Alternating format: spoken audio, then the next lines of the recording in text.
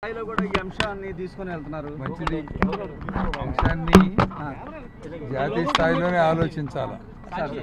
ఒక స్పీకర్ పైన, ఒక అభ్యర్థి పైన దుర్మార్గంగా ఏకపక్షంగా దౌర్జన్యం చేసి మీడియాని కొట్టి, గన్మెన్లు కొట్టి, పోలీసులు కొట్టి పోలింగ్ బూత్లో గంట సేపు విధ్వంసం సృష్టించిన సంఘటన చాలా అరుదు ఎలక్షన్ ప్రాసెస్లో ఎక్కడైనా. కానీ అది చేసినటువంటి దుర్మార్గం వైసీపీది, వాళ్ళ నాయకులది. అదో కుట్ర అనుకోకుండా చేసింది కాదు, ఇది పథకం ప్రకారం చేసింది. అదే చెప్పొచ్చాను పార్టీ అధ్యక్షుడికి. ఇది జాతీయ స్థాయిలో కూడా నేనే కోరుతున్నాను, వాళ్ళకి చిత్తశుద్ధి ఉంటే వీడియో ఫుటేజ్ చూపించండి. బూత్లో జరిగిన దాన్ని కానీ, బూత్ పైన బయట జరిగిన దాన్ని కానీ వీడియో ఫుటేజ్ చూసి వాళ్ళు కోరుతున్నారు కదా, అంతకంటే ముందు నేనే కోరుతున్నాను. కలెక్టర్ కానీ, ఇంకొక ఆర్ఓ కానీ ప్రాసెస్ మొత్తం బయటకు తీయమనండి. I'm demanding.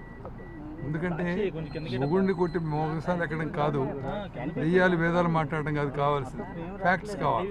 ఇది జాతీయ స్థాయిలో వాళ్ళే తీసుకెళ్తున్నారు కాబట్టి జాతీయ స్థాయిలో చర్చ జరగాల. ఎలా నన్ను చేశారు, నన్ను చేయడం కాదు, కొన్ని చోట్ల మనుషులను చంపారు, ఏకపక్షంగా దాడులు చేశారు రాష్ట్రం మొత్తం. అందుకనే కేంద్రం నుంచి, ఎలక్షన్ కమిషన్ నుంచి కూడా తీసేయడం.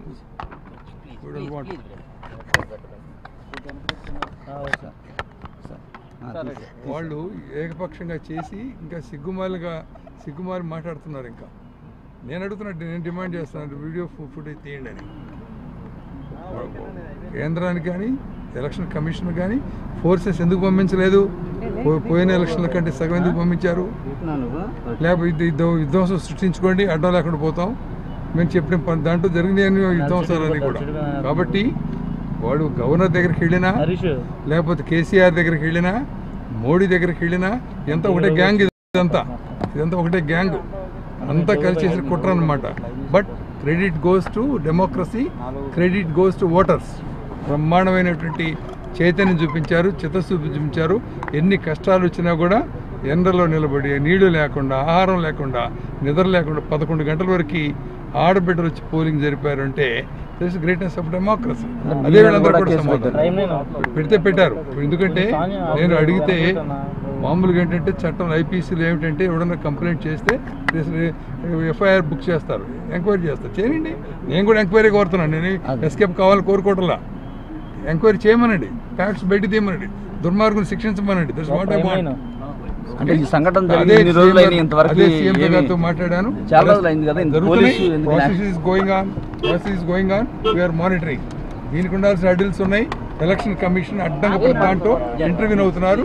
రాష్ట్ర గవర్నమెంట్ పనిచేయటం లేదు, రాష్ట్ర అధికారులు పనిచేయటం లేదు, వ్యవస్థ మొత్తం. ఇంతవరకు ఎలక్షన్ కమిషన్ ఏర్పడిన తర్వాత రాజ్యాంగబద్ధంగా, చట్టబద్ధంగా ఇన్ని దుర్మార్గాలు ఎలక్షన్ కమిషన్ చేసినటువంటి దాఖలాలు లేవు.